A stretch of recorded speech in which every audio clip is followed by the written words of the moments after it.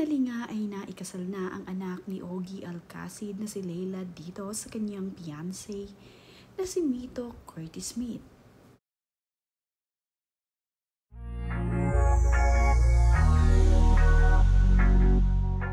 Kahapon nga ay ikinasal na ang panganay na anak ni Ogie Alcacid na si Leila. Ito nga ay stepdaughter ni Regine Velasquez. Dito naman nga sa Australia naganap ang simpleng kasal ni Leila at Mito. Matatandaan naman nga na September 2024 nang i-announce ni Leila na engaged na nga sila na itong si Mito. Samantalang January 2025 naman nang i-anunsyo ni Ogie Alcacid ang pamamanhika ni Mito sa kanila.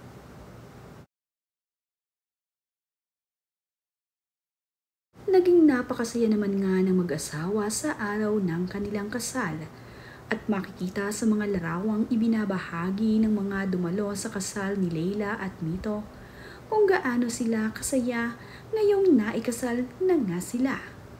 Everyday ng araw ay magkakasama na itong si Mito at itong si Leila.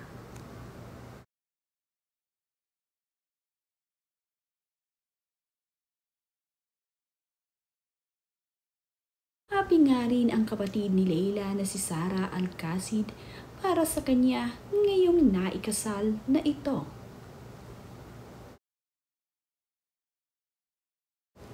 Naging napakasaya rin naman ang ama ni Leila Alcacid na si Ogie Alcacid para sa kanyang anak na ngayon ay may asawa na.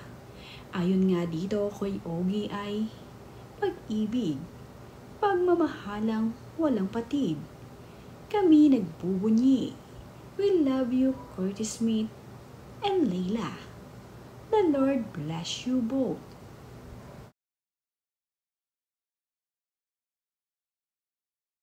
Nakakatuwa naman nga itong si Mito at itong si Leila Alcacid na habang ini-stress nga ang kanilang wedding cake ay kinukulit naman ni Mito ang kanyang asawa na si Leila. Napakakalog pala nitong si Mito na talaga namang nagpapakilig parati.